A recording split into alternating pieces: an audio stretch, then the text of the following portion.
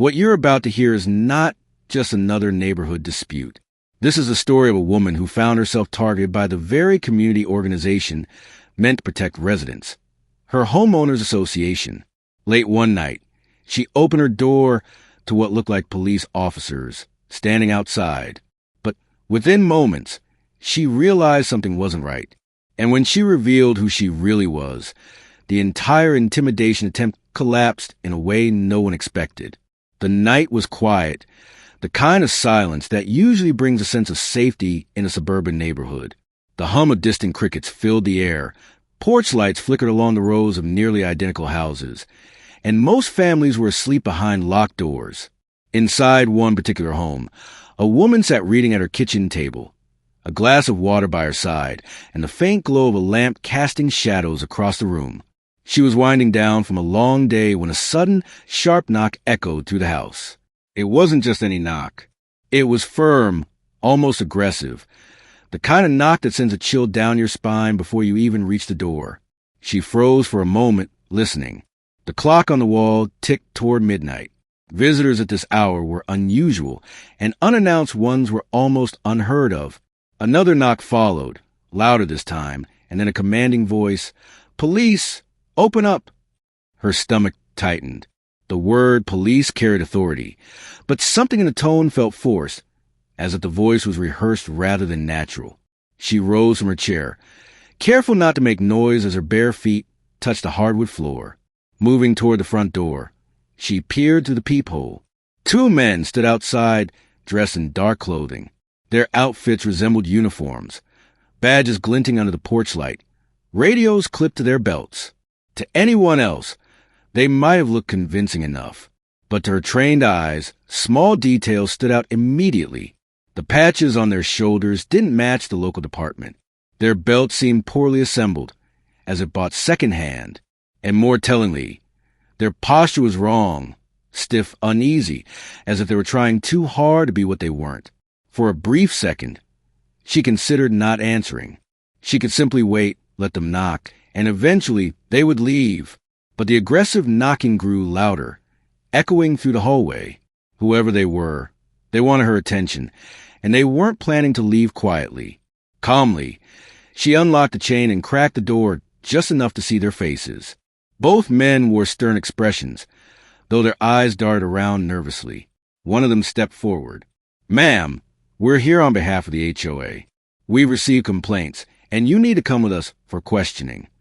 The words immediately struck her as odd. Police don't work for HOAs. They don't show up at midnight to handle neighborhood disputes. She tilted her head slightly, studying them with quiet suspicion. "May I see your identification?" she asked firmly. The taller one hesitated, then fumbled with a wallet that looked cheap, pulling out a card with a flimsy badge printed on it. He flashed it quickly, almost too quickly, before sliding it back in. It wasn't the polished, laminated identification she knew real officers carried. "Ma'am, you don't need to worry about that. Just cooperate, and this will all be easier," the other man added, his voice low and almost threatening. Her lips tightened into a faint smile. She had dealt with men like this before, impostors who relied on fear, banking on the assumption that most people wouldn't question a uniform. But she wasn't most people. Behind the door, her mind raced. Why would the HOA go this far? Why send fake cops to intimidate her? What did they hope to achieve by knocking on her door in the dead of night? She could already sense this wasn't just a random prank or misunderstanding. This was a calculated move, and it was aimed directly at her. The men shifted uneasily as silence stretched between them. One of them tapped the edge of his fake badge against his thigh, trying to maintain control of the situation. But she could see it now, the cracks in their act. "Gentlemen," she finally said, her voice calm but edged with authority, "I know exactly what you're trying to do, and I know who sent you." Their eyes flickered with surprise. For the first time, it was clear they weren't prepared for pushback. They exchanged nervous glances, unsure how to respond. At that moment, she stepped back slightly, her hand reaching for the small case on the nearby table. She didn't reveal it yet, but the weight of what was inside was enough to remind her she was not the vulnerable target they assumed she was. The men tried to reassert control, one stepping forward again. "Listen, you don't want to make this harder than it has to be. Just step outside, and we'll talk about this properly." But their words lacked conviction now. Their bluff was slipping, and they knew it. She leaned against the doorframe, crossing her arms. "Funny thing about intimidation," she said softly. "It only works if the other person is afraid. And I don't scare easily." The men stiffened. A flicker of panic crossed their faces. They weren't dealing with a nervous homeowner anymore. They were standing in front of someone who saw through their facade instantly. And though the night still hummed with crickets, and the street outside remained deceptively peaceful, something had shifted. This encounter was no longer about two impostors pretending to be cops. It was about to become a showdown they hadn't anticipated, because the woman behind the door wasn't just any homeowner. She was someone far more powerful than they realized. And soon, they would regret ever knocking on her door. The men outside her door had no idea who they were dealing with. To them, she was just another homeowner, someone the HOA could bully into silence, someone they thought would fold under late-night intimidation. But the woman standing in that doorway was far from ordinary. Her name was quietly known in professional circles, but to her neighbors, she was simply the woman who kept to herself. She didn't host block parties or attend every HOA meeting. She wasn't the type to gossip over fences or trade recipes on the sidewalk. Instead, she lived a life marked by discipline, privacy, and resilience. Every choice she made carried purpose, a pattern carved from years of learning that strength often meant standing alone. Long before she moved into this neighborhood, her journey had already been defined by struggle. She grew up in a working-class family where resources were scarce, but expectations were high. From a young age, she learned how to navigate challenges most kids never faced, balancing school with part-time jobs, protecting her siblings from trouble, and shouldering responsibilities that forced her to mature faster than most. Those early years carved a certain steel into her character, a determination that became the foundation for everything she would later achieve. Her career was nothing short of remarkable. After finishing her studies, she entered law enforcement, not as a regular officer, but climbing quickly into roles that required precision, intelligence, and grit. She specialized in areas where hesitation could mean the difference between life and death. Every assignment hardened her resolve and sharpened her instincts. By the time she earned the title of U.S. Marshal, she carried with her a reputation: reliable under pressure, fiercely protective of those who couldn't defend themselves, and unshakable when faced with intimidation. It wasn't just a job to her, it was a calling. But outside of her career, she kept her identity guarded. Flashing credentials wasn't her style unless absolutely necessary. To most people around her, she was simply a professional woman with a serious demeanor, someone who valued her privacy. Her decision to move into this particular neighborhood wasn't random. After years of high-stakes work, she wanted a quieter life, or at least the closest version of quiet she could find. The houses here were neat, the lawns trimmed, the streets well-lit. On paper, it was the perfect suburban retreat, a place where she could step away from the intensity of her work and live with some semblance of normalcy. But normal is rarely what it appears to be. Almost immediately after settling in, she began noticing subtle signs that this community wasn't as peaceful as advertised. The HOA had a reputation for being strict, and at first, she brushed it off as typical bureaucracy, rules about trash bins, lawn lengths, and mailbox colors. But over time, the enforcement became targeted. Letters appeared in her mailbox citing violations that seemed exaggerated, if not outright fabricated. Her grass was a half-inch too long. Her car was parked an inch outside the boundary.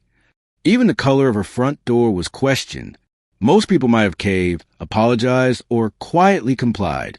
She, however, wasn't built that way. She challenged every fine, filed appeals, and pushed back with the same discipline she had honed throughout her career. The more resistance she showed, the more the HOA seemed to double down. What started as petty rule enforcement turned into a campaign of harassment. Still, she never let them see her sweat. She went about her life calmly, refusing to show that their tactics had any effect. To her, it was just another form of intimidation, different from what she'd faced on the job, but familiar in its intent. Fear was always the weapon, whether wielded by criminals on the street or committees behind polished tables. What the HOA didn't realize was that the woman they were trying to pressure wasn't just stubborn. She was trained to face threats head-on. Years of service had taught her to spot manipulation, to read body language, to recognize when someone's authority was fake. Her neighbors sometimes whispered about her. Some admired her independence, noting how she never backed down when the HOA handed her yet another violation notice. Others disliked her, feeding rumors that she was difficult or too serious. In communities like this, where conformity was celebrated, her strength was both intimidating and misunderstood. But she didn't care. She wasn't there to win popularity contests. She was there to live her life on her terms. And though she rarely revealed details about her work, there were moments, small, almost imperceptible, when her true background slipped through. Like the time a neighbor mentioned a burglary in the area, and she instinctively scanned the streetlights, analyzing blind spots where an intruder might hide. Or when she casually mentioned to a delivery driver the difference between a real badge and a counterfeit one, offering the kind of insight most people could never know. These glimpses hinted at a hidden authority, a deeper layer to who she was. She knew secrecy was her strength. If the HOA understood exactly who they were dealing with, they might have chosen a different approach. But they didn't. To them, she was just a single woman living alone in a house they want to control. They assumed intimidation would break her spirit. They assumed she would submit the way so many other residents had before. That assumption would be their biggest mistake, because while the woman behind the door appeared composed, even ordinary, she carried with her the weight of training experience and a badge that spoke louder than any HOA notice could. The men knocking on her door that night weren't prepared for her history, her resilience, or the fact that she had spent her entire life facing down people who thought power was enough to win. She wasn't just defending her home. She was defending her dignity, her right to stand her ground against an organization that had crossed a line. And in that moment, as the fake cop shifted uncomfortably on her porch, the entire story of who she was, every struggle, every victory, every reason she moved here in search of peace, converged into a single truth. They had chosen the wrong person to intimidate. In neighborhoods across America, the term HOA, Homeowners Association, is both familiar and controversial. On paper, HOAs are created to protect property values, maintain common areas, and ensure that neighborhoods remain orderly and attractive. They're supposed to be the guardians of community standards, the body that steps in to keep things nice. For some homeowners, that sounds reassuring. But for many others, HOAs represent something far more sinister. A small group of people with outsized power, often unchecked, who use rules and fines as weapons of control. An HOA typically consists of a board, usually volunteers from the same community.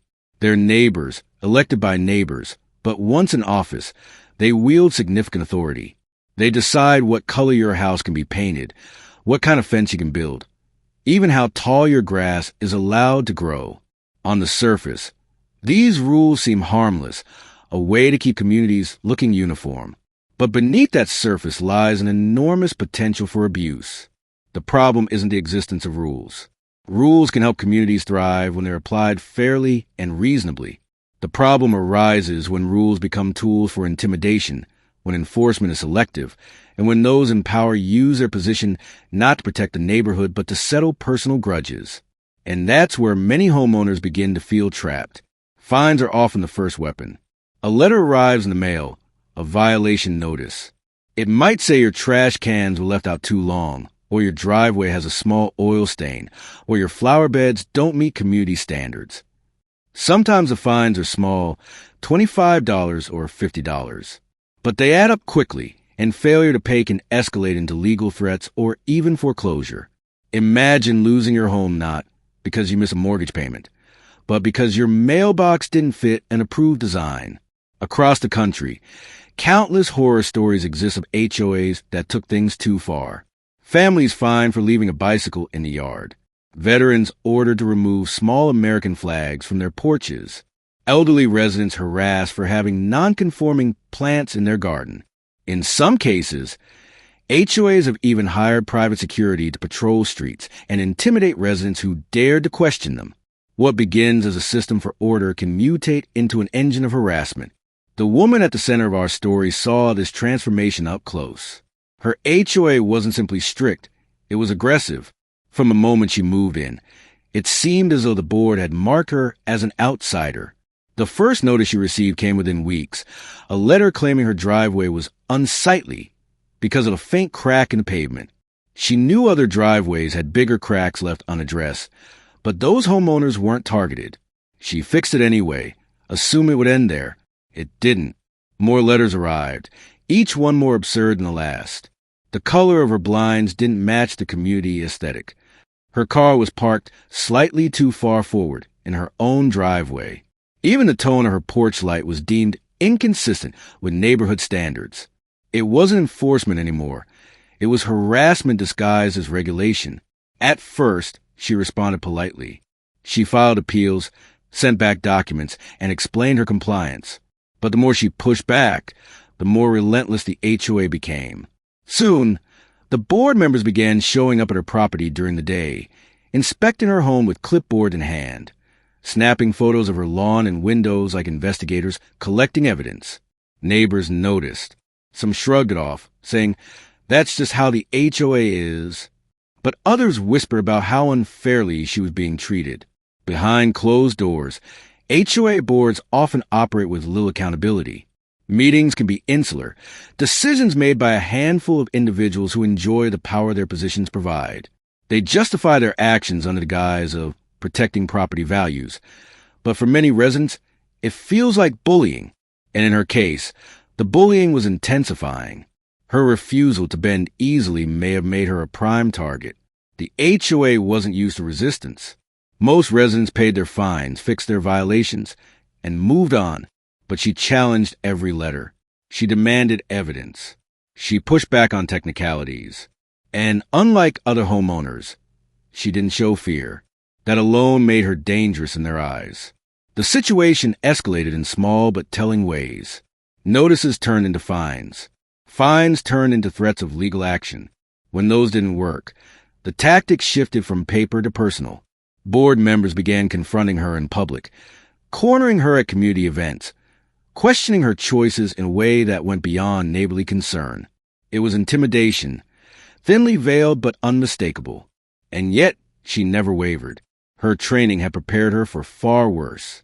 She had stared down hardened criminals, investigated organized crime, and faced threats far more serious than HOA harassment.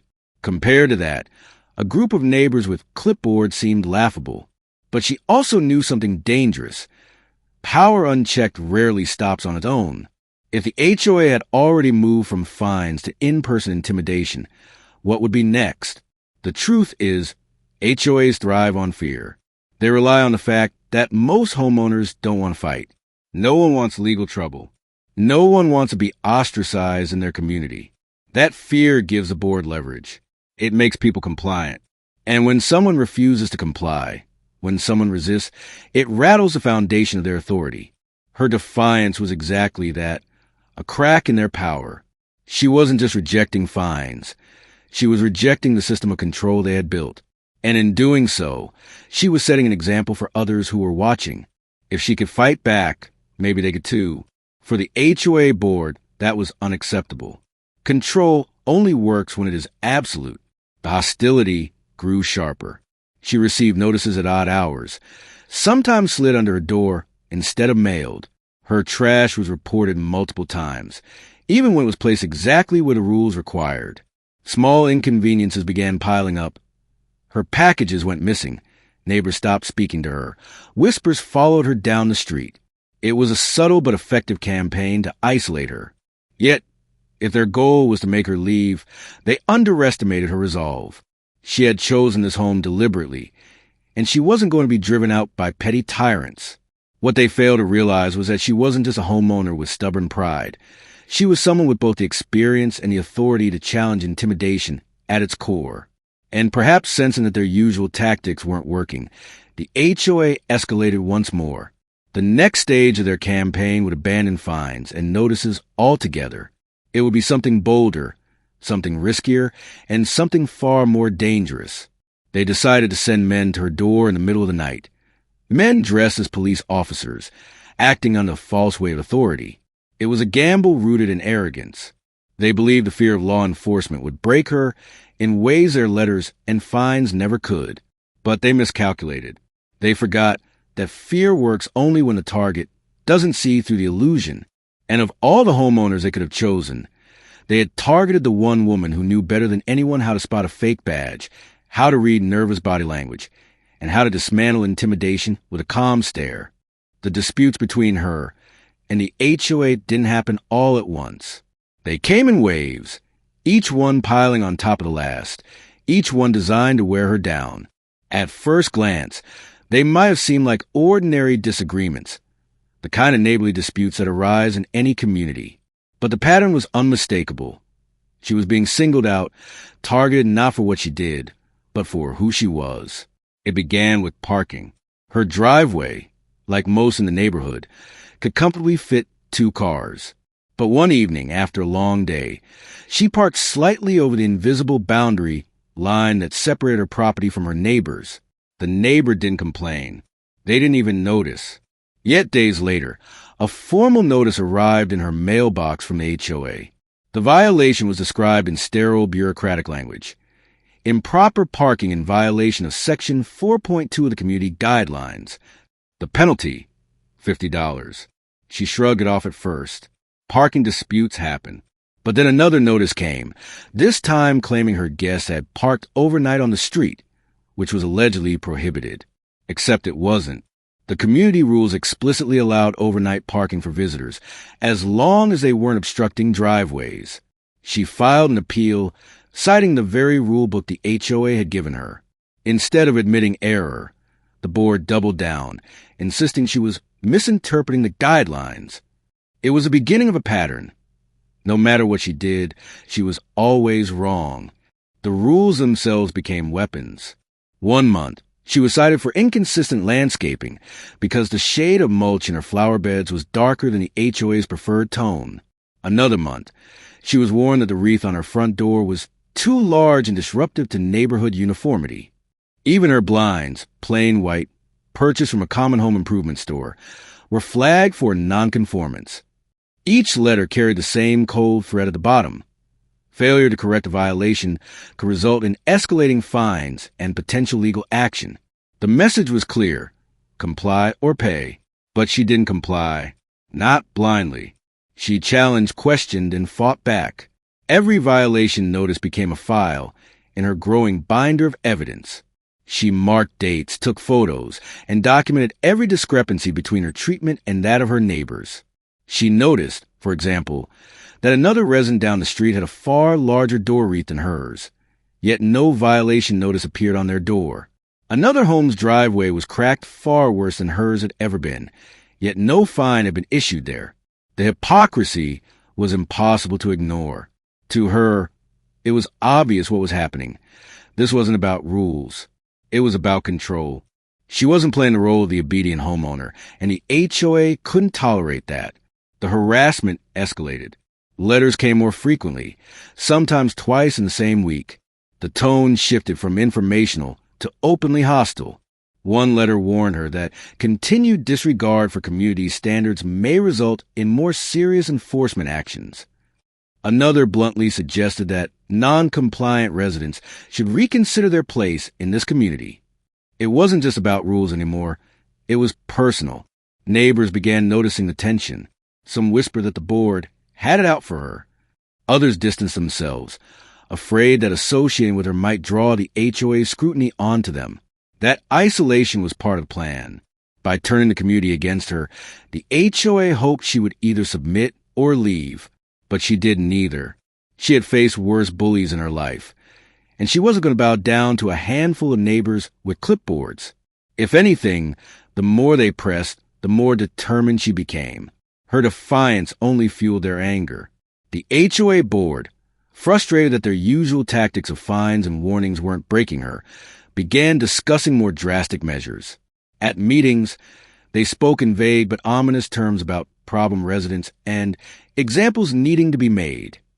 The message behind those words was unspoken but clear. She was becoming a threat to their authority. What made her dangerous wasn't just her resistance. It was her refusal to be intimidated. Most homeowners, when faced with the threat of escalating fines or foreclosure, quickly fell into line. She didn't, and in her resilience, the board saw something alarming.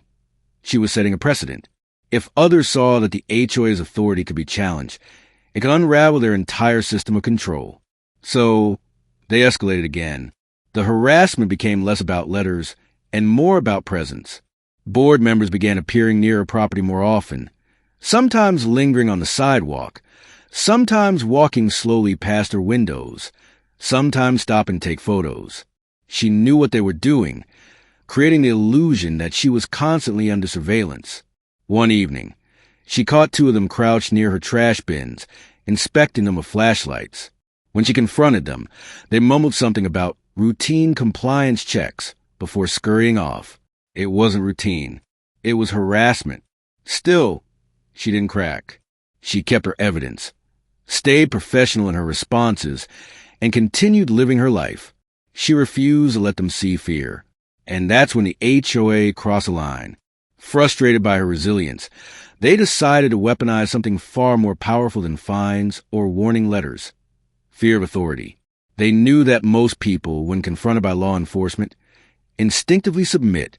They banked on the fact that a late-night visit from police officers would shake her in ways their petty rules never could. So they orchestrated a stunt. Under the cover of darkness, they sent men to her door dressed as cops. The plan was simple: intimidate her, scare her into believing she was under investigation, make her second-guess her defiance. To the HOA board, it was just another extension of their power game. But what they didn't realize was how badly they had miscalculated. She had spent years in law enforcement. She knew the weight of a real badge, the tone of a real officer's voice, the details of a proper uniform. The men at her door didn't carry themselves like professionals. Their demeanor was nervous, their questions rehearsed. To anyone else, it might have worked. But to her, the cracks in their act were glaring. Instead of fear, she felt clarity. They weren't officers. They were impostors. And by sending them, the HOA had revealed just how far they were willing to go and just how desperate they had become to break her. This was no longer about a cracked driveway or a wreath on a door. It was a personal vendetta, fueled by ego and arrogance, and had now escalated into something far more dangerous: criminal intimidation. The night was still, the kind of stillness that makes every sound sharper, every movement heavier. Inside her house, the clock ticked steadily, each second echoing faintly in the quiet. She had just settled down with a book when the knock came. Not a polite tap, not a neighborly knock, but heavy, deliberate pounding, the kind that demanded attention. Her instincts sharpened immediately. Years of training had conditioned her to recognize the difference between casual noise and purposeful intent. This was no casual visit. She froze for a moment, listening. The pounding came again, louder this time. Whoever was at the door wanted her to feel urgency. She moved carefully, silently crossing the living room until she was near the window that overlooked the front porch. She didn't flick on the light. Instead, she leaned just enough to catch a glimpse through the edge of the curtain. And there they were, two men in dark uniforms, standing stiffly at her door. At first glance, they looked like police officers. Dark navy clothing, shiny badges, utility belts, even the posture of authority. To the untrained eye, they would have passed without question. But to her, something was already off. Their stance wasn't quite right. Their gear looked mismatched, like pieces gathered rather than issued. And most telling of all, their shoulders carried tension that no seasoned officer ever would. She let them knock again before finally stepping toward the door. She didn't open it. Not yet. Instead, she called out, her voice calm and steady. "Identify yourselves." There was a pause, a slight shuffle, before one of them replied. "Police." "Open the door, ma'am. We need to ask you a few questions." The voice was flat, rehearsed. It lacked the clipped, professional tone of someone accustomed to giving lawful commands. Worse, they hadn't identified their department. Real officers always led with that: Sheriff's Department or local PD. These men just said police, as though that single word was enough. She pressed further. Badge numbers? Another pause. She could hear the hesitation in their breathing. Finally, one rattled off a string of numbers too quickly, like a student reciting lines from a script. The other said nothing. Her suspicion solidified. She still didn't open the door. Instead, she flicked on the porch light. The sudden illumination washed over them. And in that moment, the details she'd already noticed came into sharper focus. Their uniforms lacked patches. Their belts carried no radios. Their shoes were standard black boots, but not the kind issued by law enforcement, too shiny, too new. And their body language betrayed everything. Real cops rarely stood so stiffly, so awkwardly, especially when making a routine house call. They shifted under the light, uncomfortable. One raised a hand to shield his eyes, an instinct that told her they hadn't anticipated being under direct scrutiny. "What's this about?" she asked firmly, her voice carrying authority of its own. One of the men cleared his throat. "We've had reports, disturbances, possible violations. We just need to talk." She almost laughed. Disturbances? At this hour? It was a weak cover story, hastily thrown together. If they were real officers, they would have been precise. Noise complaints, suspicious activity, trespassing. Real police speak in specifics. These men were fumbling. Still, she played along. "Which department sent you?" That question made them falter. The taller one shifted his weight, glancing briefly at the other as if silently asking for backup. The shorter one muttered, "Local police." Wrong answer. In her county, officers always identified as either city police or sheriff's deputies. There was no such thing as just local police. The cracks in their story were widening. She crossed her arms, her voice now sharper. "I'll need to see your IDs." "Hold them up to the camera." Silence. For a moment, they didn't move. Then the taller one reached into his pocket and pulled out a badge, flashing it quickly toward the doorbell camera. Too quickly. She caught only a glimmer of silver before he shoved it back. A real officer would have held it steady, allowed her to read it. They were bluffing. Her pulse didn't rise. If anything, she felt calmer. Her suspicions were confirmed. These men weren't law enforcement. They were impostors. And behind that disguise, she could sense the hand of the HOA. The fake cops, however, were growing restless. They shifted, exchanged quick glances, and knocked again, harder this time. "Ma'am, open the door. We don't want to have to escalate this." That word, escalate, was another tell. Real officers didn't phrase it like that. They spoke of procedures, of steps, of rights. These men spoke in vague threats. Inside, she considered her options. She could confront them outright, expose their act in a single moment. But part of her wanted to see just how far they would go, how desperate their intimidation attempt truly was. So she let the silence stretch, forcing them to stew in their own discomfort. The taller one shifted again, bouncing slightly on his heels. He tried to look imposing, but it came off as nervous energy. The shorter one finally spoke, his tone slipping into frustration. "Look, lady, just open the door. It'll be easier for everyone." There was the mask slipping. No officer would phrase it like that, not on duty. It was the voice of someone who wanted control, not justice. She stepped close to the door, her voice low but firm. "You're not real officers, and I know exactly why you're here." There was a sharp intake of breath on the other side. They hadn't expected that. They thought she would fold under pressure, intimidated by uniforms and badges. Instead, she had turned the tables. Through the peephole, she could see their eyes darting, their composure crumbling. For the first time, they looked less like officers and more like what they truly were, impostors caught in their own act. The tension was thick now, the air electric. They didn't move, didn't speak. They had gambled on fear and lost.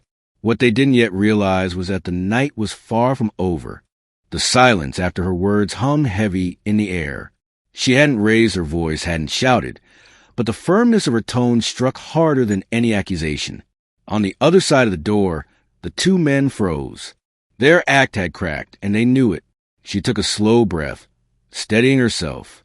Years of experience had taught her that the best way to break a liar wasn't by yelling. It was by asking the right questions, calmly, methodically, in a way that forced them into their own contradictions.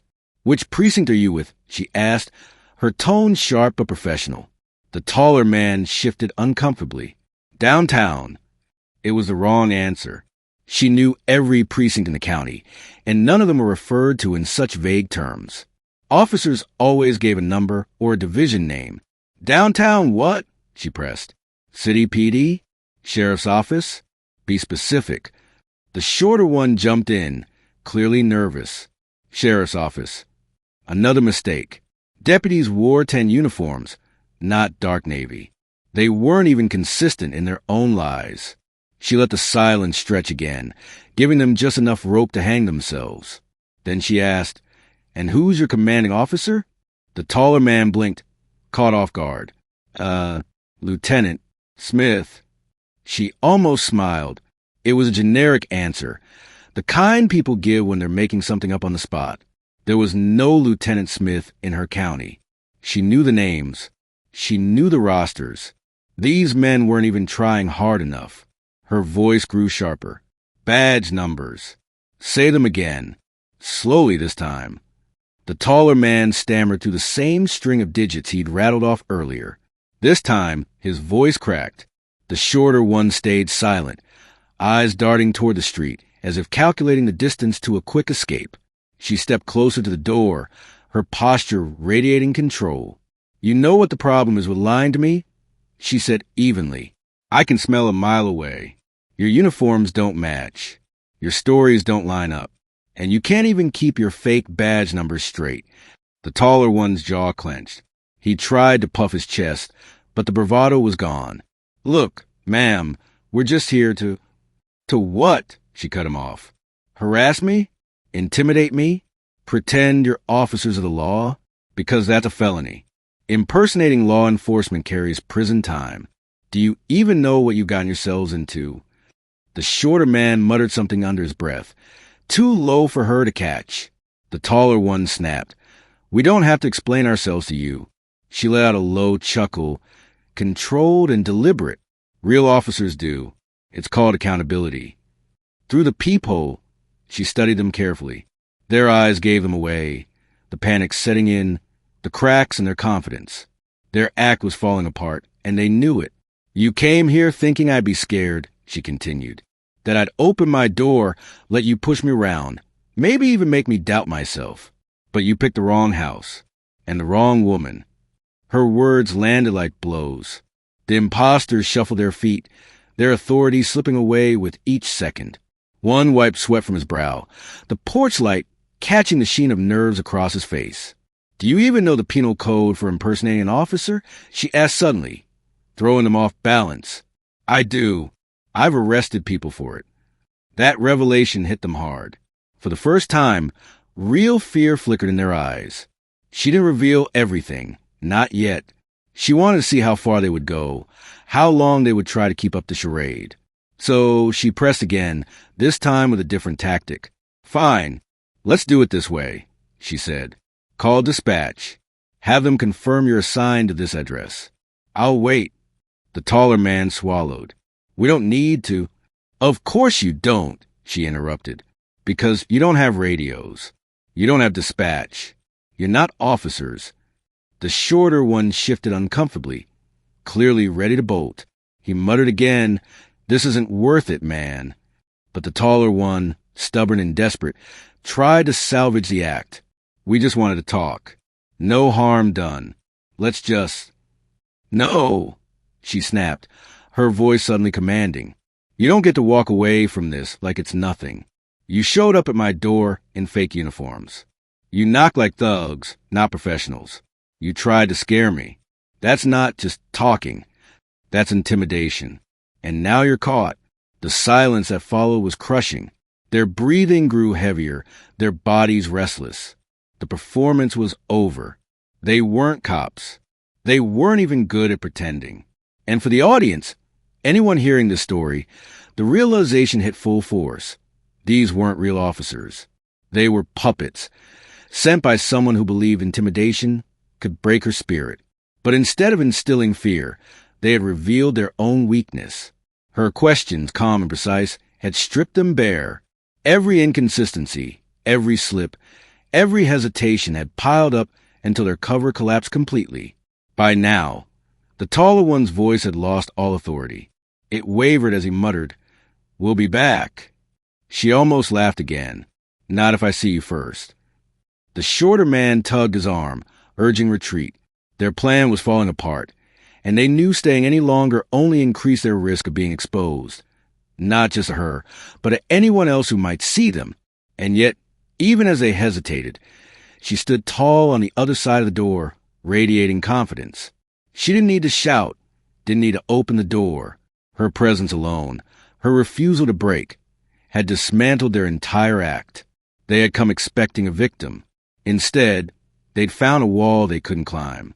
And the cracks in their intimidation scheme were now wide open for everyone to see.